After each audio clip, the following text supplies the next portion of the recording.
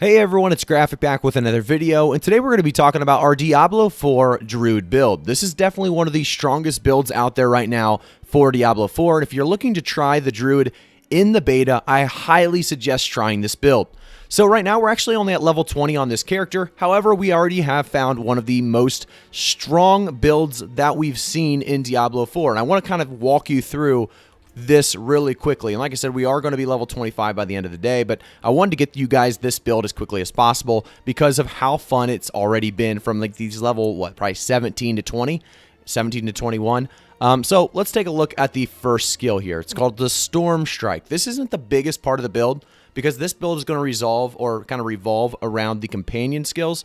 This is just going to be one we are going to mandatorily have to kind of grab. It's going to basically give us a little bit of damage reduction for 3 seconds, as well as damage enemies in area around you. So 3 surrounding enemies, dealing 20% less damage each time it chains. So it's not going to do a ton of damage to each enemy, but it is going to have a small amount basically of AoE. But the biggest part is we have 2 modifiers, right? So the Enhanced Storm Strike is going to give us that 15% chance to immobilize all enemies hit for 2.5 seconds. And next, we have the Fierce Storm Strike. This is going to apply a 50% chance to make enemies vulnerable for 3 seconds. And I'll explain why these two are very, very important for this build here in just a minute. As we go farther down, this is going to be the core skills. We're going to max out our Landslide. Landslide is so strong for the Druid right now.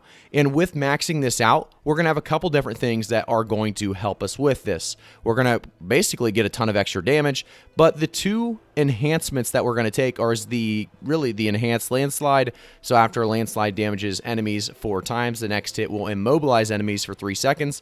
You'll notice one thing here that we keep doing. It's immobilizing enemies, and we'll talk literally about that in just a second on how important that is for the Druid build we're running.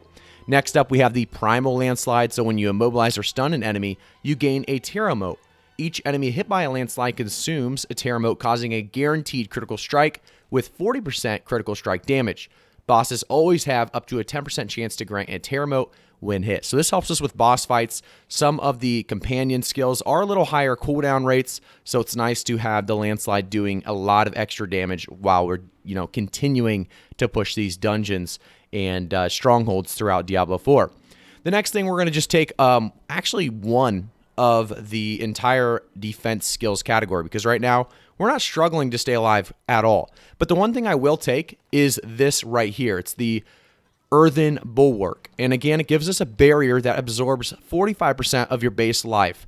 This is important for one specific reason, and I'll show you guys that here in just a minute as well. So just hang in there. We are going to get to some of the different weapons that make these things very, very strong. So let's take a look at those right now. The first thing before we go into our companion skills I want you to note is this is very, very mandatory for this build. Gain 1 additional companion. In addition, your companion skills deal 300% damage. So you can see here, I'm actually running with 3 wolves, right? And this is so big. And we'll go over, like I said, the companion skills in just a second, but it's going to provide us more damage passively. And then also with our abilities, when we use our abilities, they're going to do a lot more damage because that 300% bonus damage is going to actually provide us a ton of burst and passive damage all around. The next thing I want to kind of explain the barrier reason why we're going that Earthen Bulwark that you'll see here, the Earthen Bulwark. We are going this specifically because it's going to really help us get that barrier active more often. And with that barrier active, you deal 30% increased damage. That's going to be a very, very solid kind of synergy that you're going to have with these 2 different legendaries. We do have 3 other legendaries, but these aren't going to have a big part in what we're doing. This is one thing I do want to kind of show you guys though. You have 20% increased crowd control duration. Very, very strong because we're doing a lot of different crowd control with this build. And then it deals 35% increased damage to unstoppable enemies. So that's pretty nice to have, but definitely not mandatory. The main 2 that I would say you are looking for is definitely this. You need this to even run a companion build successfully, I feel like. And then you also, this would be a really nice legendary aspect to have as well. The increased barrier damage or increased damage when you have barrier active. So let's go back to the abilities now and kind of walk you quickly through the companion skills. So when you're trying this build out, you'll definitely want to have wolves, vine creeper, and the ravens. These are all 3 different companion really skills that are going to provide you a lot of damage. The thing I like to do with the wolves here, you can see I have an enhanced wolf pack, so the wolves deal 20% increased damage to immobilized, stunned, slowed, or poisoned enemies. Like you heard many times throughout this skill tree, I'm taking abilities and skills and enhancements that are giving me that immobilize, stun, and slow, so this is going to help me quite a bit with wolf damage.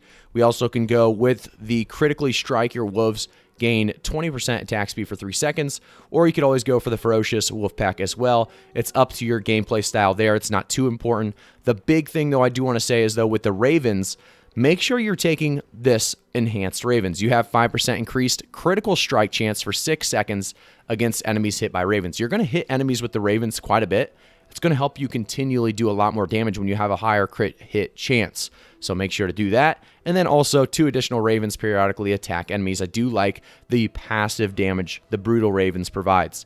On the left side, you can also see more on the Vine Creeper. You can also take the enhanced Vine Creeper. So Vine Creeper's immobilized duration is increased if you want. You can also go with the active poisoning duration is increased, or you can even go for the critical strike chance being increased. All of these are good options for the Vine Creeper. We're not quite there to where we have additional points to put in, but you know, you have a lot of different build priorities here. And the big one here in the companion skills is going to be the passive Call of the Wild.